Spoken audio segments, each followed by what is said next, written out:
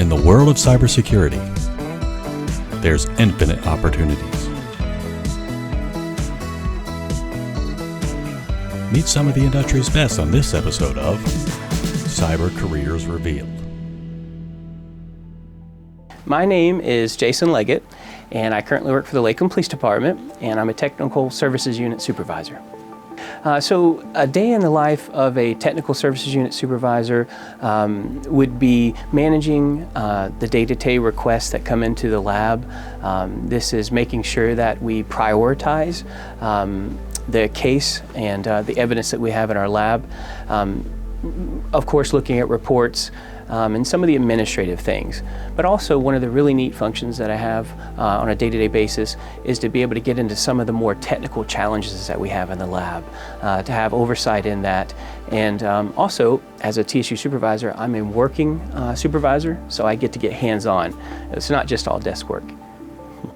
Our particular role and my role in law enforcement is really unique. Because I get to combine two passions that I have personally, and I think a lot of people can resonate with this.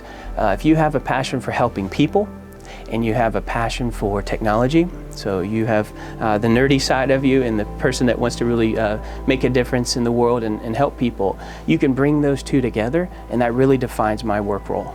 I've always loved technology, and I've been a programmer for about 22 years now.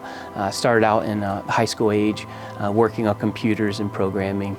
And then when I became a public servant through Parks and Recreation, where I started at the city, and then as a public safety aide, I really fell in love with the idea of helping the community.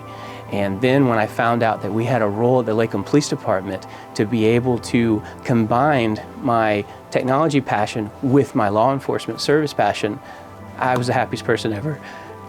We get to take digital evidence into the lab, such as a cell phone or a laptop, and we have to get into those devices. So if they have a passcode or a password that has been set on those devices, we have capabilities and techniques to be able to bypass or overcome that encryption. And then once we do that, we will extract the data and we'll process it, and then the fun part begins. We really get to get into the weeds, if you will, of all that data, and we have to try to make sense of it. But we have really neat software that can help us do that. Artificial intelligence is something that's been, as of late, really helping us in this area. And even though it sometimes feels like a needle in a needle stack, once we find that needle, it's the greatest thing ever, because oftentimes it's the smoking gun for these investigations, and we really do solidify the case and keep these people in jail.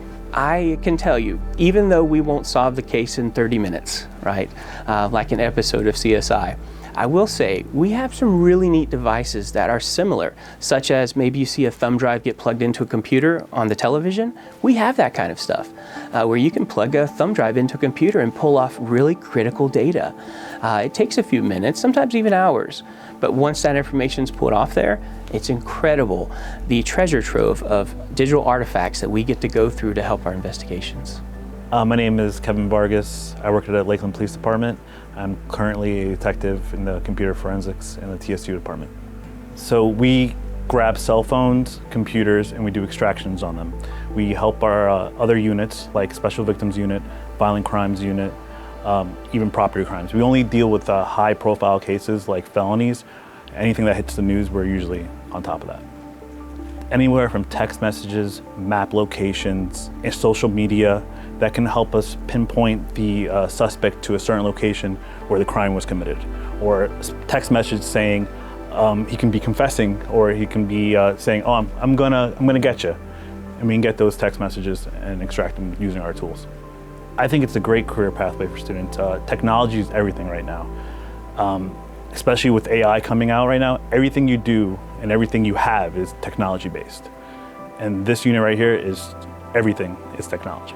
So right now I'm wearing an Apple Watch. I have an Apple phone. Everything's tracking me, everything's using technology. So right now the world is going towards a technology world basically. When I was younger, I always wanted to become a police officer, but I love technology. And I didn't know this existed. I worked in the NYPD for 5 years, and over there, it's very hard to get into a unit like this. I was very blessed when I came to Lakeland Police Department. that I was able to get into a unit like this, and I love it. It's amazing. To qualify to be in our particular unit, the Technical Services Unit, and I really want to add this part in here, and I'm glad you asked this, it doesn't require a master's degree. And I think a lot of people might think that up front that there's going to be a requirement for that kind of training and experience. That is very beneficial, and we would love that if someone come to our unit had that kind of background. But really, we're looking for someone who has a high aptitude for learning, a passion for technology, that's critical, and they work well with the team. We're a smaller unit here in our lab, and so that cohesiveness with the team environment is very important to us. But talent's something that can be trained on. And so certifications that are of interest in our area that you don't need as a prerequisite, but we're interested in things like CompTIA, Security Plus, A+, CISA Plus. And then we kind of move into our program here at the Lakeland Police Department is very aggressive in a positive way towards training all of our examiners. Within our first to second year, we require the IASIS, and that's a long acronym, but it's International Association of Computer Investigative Specialists. And the CFCE certification is a requirement for us to have within our first year, and it is a 8-month-long certification, a practical exercise in digital forensic analysis. There's even a 4-month peer phase where you have a coach assigned to you. It's very rigorous, it's an industry standard certification, and it's really a coveted certification in digital forensics. Once we move through that stage, in the intermediate, we start specializing. So we'll have specializations in Mac forensics, vehicle forensics, IoT devices. Then we'll move eventually that's about the 3-year mark.